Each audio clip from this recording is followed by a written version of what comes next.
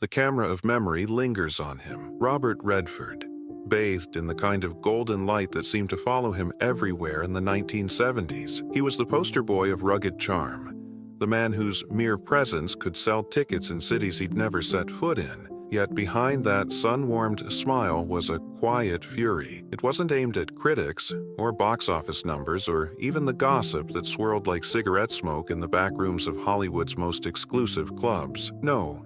Redford's true resentment was for something far more insidious, the kind of actor who treated the set like their personal kingdom, the ones who measured worth not in the story being told, but in the size of their name above the title, the ones who, in his eyes, had forgotten the sacred pact between storyteller and audience. In an industry built on egos, Redford had learned early on that some could fill a room without ever opening their mouths, and others could choke the air out of it just the same. The names he would never forget weren't just colleagues, they were cautionary tales. And in rare, unguarded moments, he would let those truths slip like shards of glass from a velvet glove. Because in Robert Redford's Hollywood, there were actors he respected, and then there were actors he could not abide.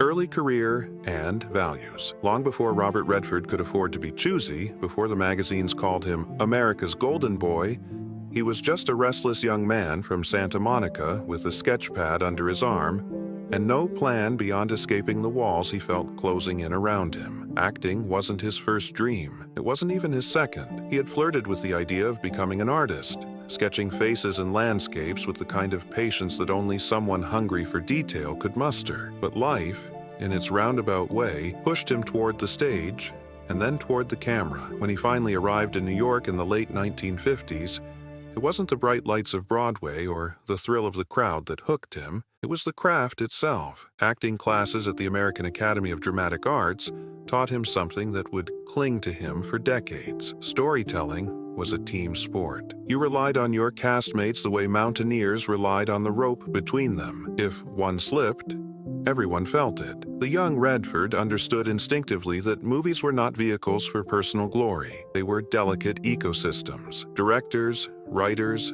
camera operators, and actors were all pulling the same weight, or at least they were supposed to.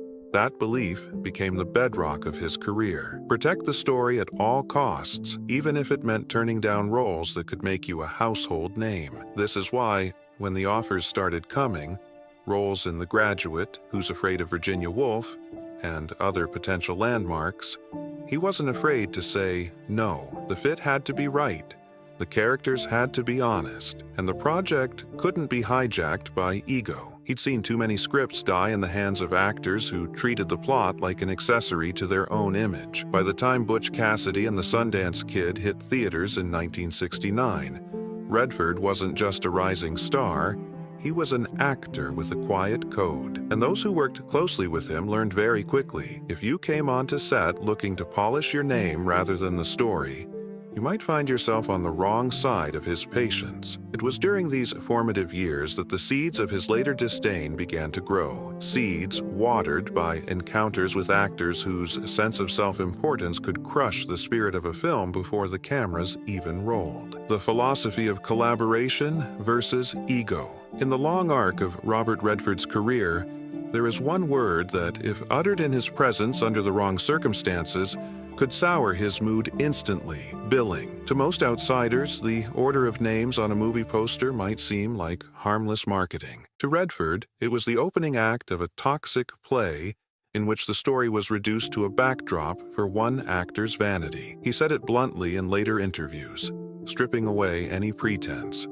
When people say it's a so-and-so film, it's pure ego, pure agenting. It wasn't just a distaste for arrogance, it was a moral objection. He believed the second you built a film around one person's name, you killed the spirit of the collective. He knew that egos this big didn't just take, they consumed. On set, such actors drew every camera angle toward themselves, chewed scenery like it was currency, and left co-stars scrambling to salvage whatever was left of the narrative's balance. For Redford, the job of an actor was like being a brick in a cathedral wall. Your piece mattered, but only because it supported all the others. When someone saw themselves as the cathedral itself, the whole structure trembled. This wasn't theory, it came from experience. In the early 1970s, fresh from the double hit of Butch Cassidy and the Sundance Kid and The Sting, Redford had the leverage to choose his collaborators. He quietly sidestepped projects when he sensed that the lead role was being cast solely to boost a name rather than serve a script. If he saw a star with a reputation for reshaping scripts to highlight themselves,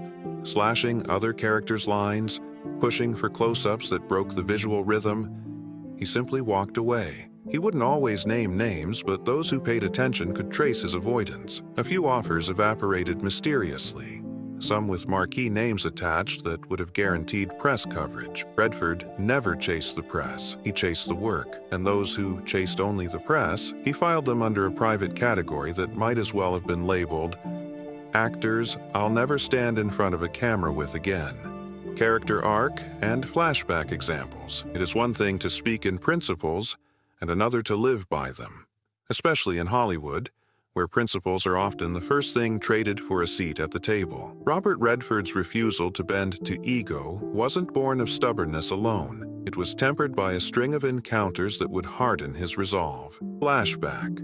Early 1960s. On the set of a modest television drama, a young, still unknown Redford watched as the show's leading man stalled filming for nearly an hour. The offense? A lighting setup that, in his mind, did not flatter his features. Redford stood just off camera, feeling the irritation ripple through the crew. Here was a man with a paycheck, a name in the credits, and a face on the posters, yet he seemed oblivious to the collective effort unfolding around him. It was the first time Redford saw how an inflated ego could infect an entire production, shifting the focus from the story to the self. He filed it away. Flashback. Late 1960s. Fresh from his breakout role in Barefoot in the Park, Redford was offered a supporting part in a major studio film opposite a screen legend whose reputation for dominance was whispered about in casting offices. Redford met the man at a pre-production dinner. What should have been a casual creative discussion quickly became a monologue. The older actor boasting about how he could fix the script, adjust the scenes, and trim other characters' dialogue. It was said without irony. This was just how he operated. Redford smiled politely, sipped his drink, and later told his agent he was unavailable. The roles that got away. There were bigger moments, too. Roles in films like The Graduate and Who's Afraid of Virginia Woolf? Both could have cemented his place in Hollywood years earlier, but each came with conditions that made him wary. For The Graduate, Redford felt he didn't fit the part of Benjamin Braddock. But the undercurrent was also about control. The lead actor would be front and center, the name on everyone's lips. With Virginia Woolf, the dynamic was already famously volatile between the two leads, and Redford knew he'd be stepping into a storm where ego outweighed script. Flashback. Early 1970s. At the height of his fame after Butch Cassidy and The Sting, Redford was offered a starring role in a lavish period epic. The studio was giddy about pairing him with another high-profile star, but Redford had heard the stories. This co-star had a habit of rewriting scenes to give themselves heroic moments, and worse, had been known to have other actors' close-ups cut entirely. Redford declined without explanation, letting the project move on without him. Each of these moments stitched a truth into the fabric of his career, that he would rather walk away from potential box office gold than share a set with someone who saw film as a mirror instead of a window. The decision cost him certain roles, yes, but it preserved something far more valuable: the integrity of the work he believed in. Ego versus art. By the mid-1970s, Robert Redford was not just a star. He was an institution. He had box office clout, critical respect, and the kind of face that studios loved to plaster across billboards. It would have been easy, almost expected, for him to lean into the system, to let his name carry films whether the story deserved it or not. But instead, he pushed back harder. Hollywood was shifting. The new Hollywood movement had briefly cracked the old studio mold, giving rise to director-driven, story-first projects. Yet Redford could see a creeping return of the old ways. Films sold as vehicles for the name above the title. It wasn't that he objected to star power entirely. He knew he had his own share, but the difference was in the intent. Was the actor's name there to draw the audience into a story, or to make the audience believe the story was just a backdrop for the actor? The breaking point came during the development of a high-profile drama in the late 70s. Redford had agreed in principle to the script, drawn to its layered characters and moral complexity. But as production neared, the lead role intended for his co-star began to balloon. Whole scenes were rewritten, shifting emotional weight away from other characters and toward this one hero. By the third draft, the balance of the story was gone. It had become, unmistakably, a so-and-so film. Redford didn't storm out or give interviews blasting the decision.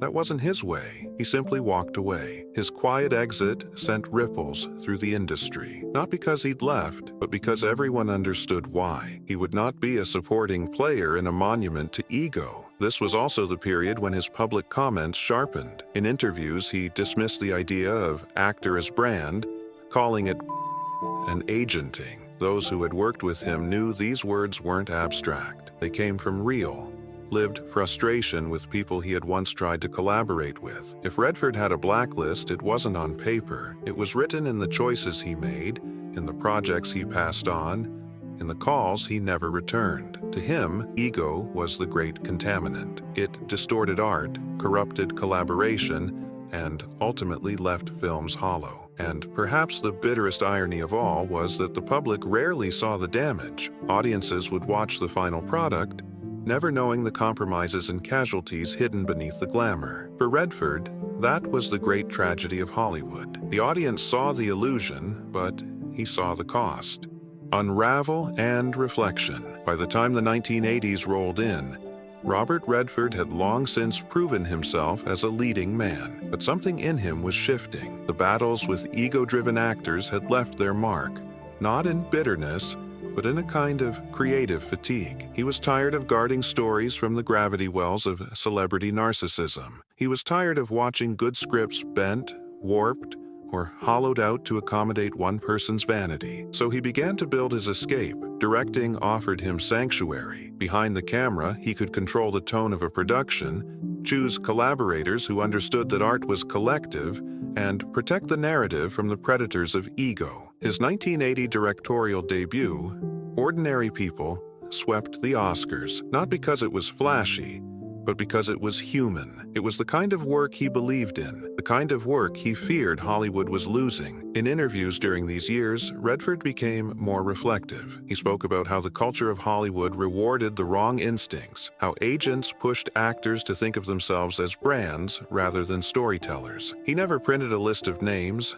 never aired specific grudges. That wasn't his style, but those who had worked closely with him, or had been quietly passed over by him, knew there were certain faces he would never share a call sheet with again. His retreat from ego-heavy projects wasn't just personal, it was philosophical. Founding the Sundance Institute in 1981 was, in a way, his declaration of independence from the vanity culture. It was a place where untested voices could tell stories without the shadow of a marquee name bending the narrative to their will. Redford had spent decades inside the machine, and he understood its weaknesses. In the end, the actors he hated most weren't simply people he disliked. They were symbols of everything he feared would erode the soul of filmmaking. He couldn't stop them from existing, but he could refuse to let them shape his world. And so, project by project, choice by choice, he built a career that kept his principles intact, even when it meant walking away from fame,